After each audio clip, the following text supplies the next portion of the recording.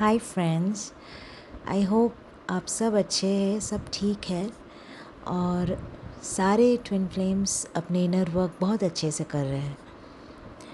तो आज हम जिस टॉपिक के बारे में बात करने चले हैं, that is one of the most important aspects of twin flame journey, जो है ईगो। हमने बहुत बार ये सुना है कि डिवाइन मैस्कुलिन्स का ईगो डेथ होता है। तो ईगो डेथ क्या होता है? एक ऐसी स्टेज आती है डिवाइन मैस्कुलिन्स के, जब डिवाइन फेमिनिन बहुत सारे इनर वर्क कर लेते हैं, एटलीस्ट 70-80% इनर वर्क उसकी ख़त्म हो जाती है। और उसके बाद जब मैस्कुलिन एनर्जी अवेकनिंग के प्रोसेस में आते हैं, और उस अवेकनिंग के प्रोसेस में जो लास्ट होता है, जो लास्ट एस्पेक्ट, जो लास्ट शैडो एस्पेक्ट और नेगेटिव एस्पेक्ट का डेथ होता है, उसका नाम है ईगो। तो ईगो क्या है? हमने बहुत बार ये सुना है कि डीएम के बहुत सारे जो भी नेगेटिव एस्पेक्ट्स है, शैडोज़ है, हमको लगता है कि ये डीएम का नेगेटिव एस्पेक्ट है, शैडो साइड्स है। हम कई बार ये भूल जाते हैं कि ये सब हमारे में भी है। एज डीएफ एनर्जीज़, ये डीएफ के एनर्जीज़ में भी है। वही है, क्योंकि डीएम हमको मिरर करते हैं और हम भी डीएम को मिरर करते हैं।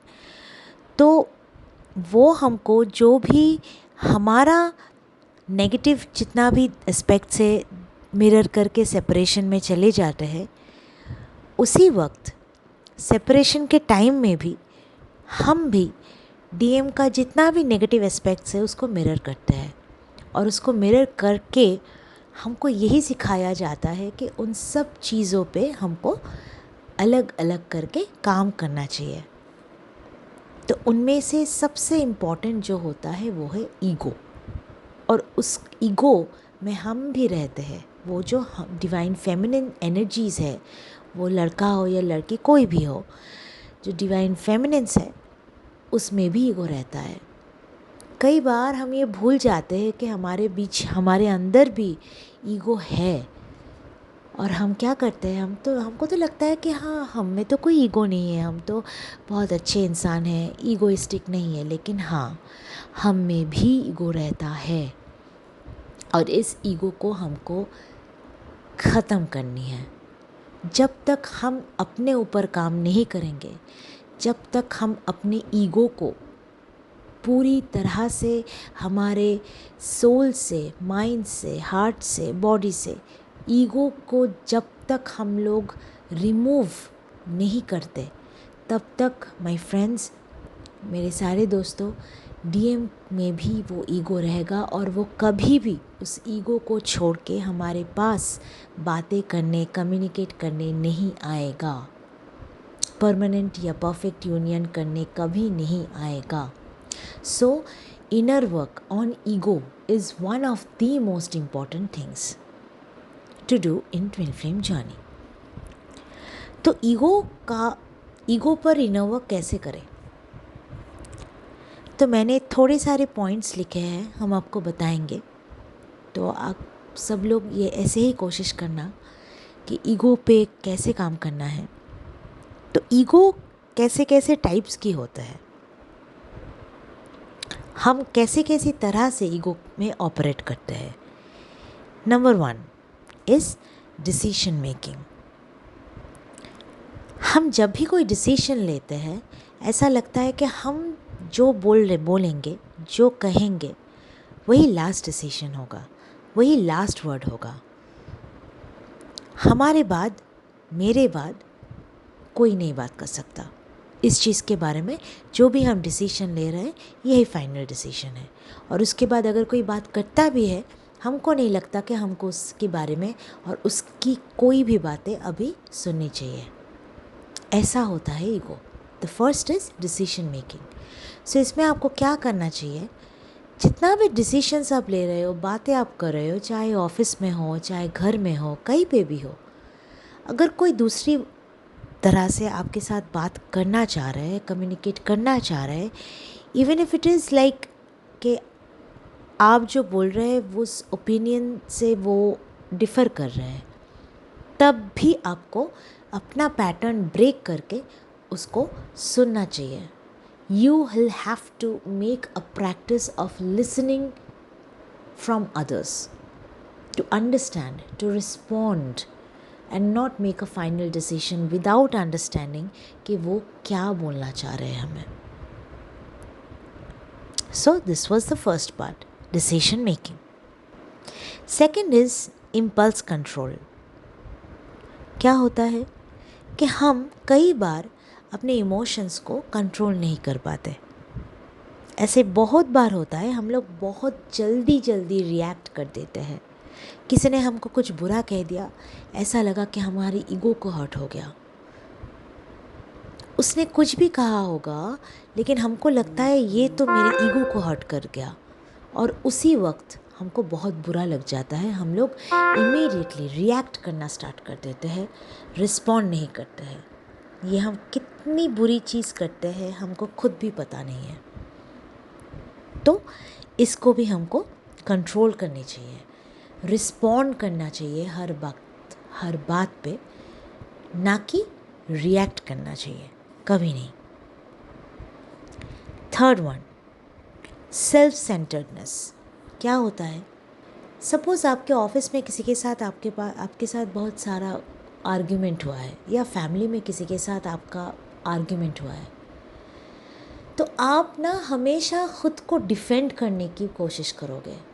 सेल्फ सेंटर्ड, मैंने ये किया है, मैंने वो बोला है, मैं ठीक थी, मैंने इस तरह से बोला है, उसने नहीं समझा, उसने नहीं सोचा, उसने मुझे बुरा कहा, मैं सब ठीक थी. Because I am always trying to defend myself. मैंने जो किया मैंने ठीक किया, उसने जो किया उसने ठीक नहीं किया. हम लोग पहली दफ़ा से ही ऐसे सोचने लगते हैं. हमको ऐसा कभी नहीं लगता है कि मैंने भी बोला, अच्छा उसने भी बोला. अगर हम उसकी जगह होते तो क्या उसने जो कहा वो सही होते, या मैंने जो बोला क्या मैंने ज़्यादा बोल दिया, या मेरा जितना बोलना था क्या उसको थोड़ा सा हर्ट हुआ, क्या ऐसी बातें, ऐसी वर्बल स्पैट होना नहीं चाहिए था, कहाँ पे मैंने ठीक नहीं किया. क्या हम ऐसी तरह से सोचते हैं? नहीं, हम इतना इंट्रोस्पेक्ट करते ही नहीं है. पहली दफ़ा ही हम बोल देते हैं कि मैंने सब ठीक किया, I have done this for him, I have done this for this, I have done this for that. But सब मैं नहीं किया, उसने कुछ नहीं किया, उसकी पर्सपेक्टिव से देखा ही नहीं हमने. तो इसको भी सेल्फ सेंटर्ड ईगो कहते हैं.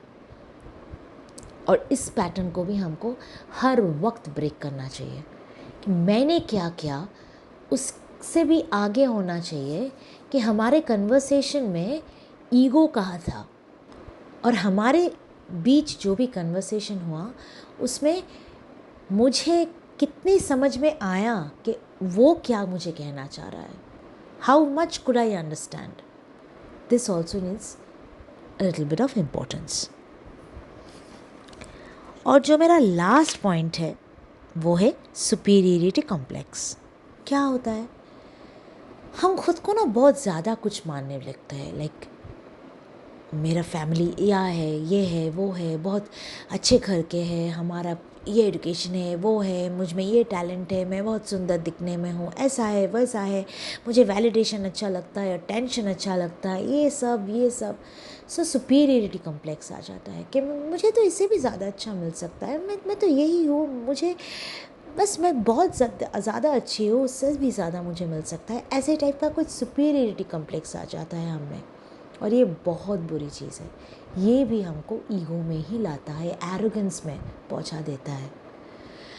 सो ये जो 4 बातें हमने कहा, हर वक्त खुद को डिफेंड करना, हर वक्त खुद को सुपीरियर बनना, हर वक्त सेल्फ सेंटर्ड होकर सोचना कि मैंने ही किया क्या, और हर वक्त सारे सिचुएशन को अपने कंट्रोल में रखना, ऐसा सोचना कि मैं जो कहूँगी वही होगा, मैं जैसे सोचूंगी वही होगा, वही करूँगी. सो इन सब चीज़ों से हमको हटाना है अपने माइंड को. इन सब चीज़ों से हमको दूर जाना है और ऐसे ही करना है हमारे ईगो का डेथ। कैसे करना है? हमको खुद को बार बार ये सोचना है कि ये मेरा ही प्रॉब्लम है, मुझे ये हील करना है, और ये अपने डेली लाइफ में इसको बार बार देखना है, ऑब्ज़र्व करना है कि कहाँ कहाँ पे मैं ये कर रही हूँ। जब भी मैं करूँगी तभी मैं स्टॉप कर लूँगी, खुद को चेंज कर लूँगी, मैं खुद को पैटर्न ब्रेक कर लूँगी। तो ऐसे करते करते जब आपको हैबिट हो जाएगा तब आप देखोगे कि आपका कुछ चेंजेस में आया है। तो आप ये 21 डेज़ के लिए ये करिए, ये कीजिए, और 21 डेज़ के बाद हमको बताइएगा इस कमेंट सेक्शन में आके कि आपको कैसा लगा ये करके। So thank you all. हम मीट करेंगे नेक्स्ट वीडियो में। Thank you.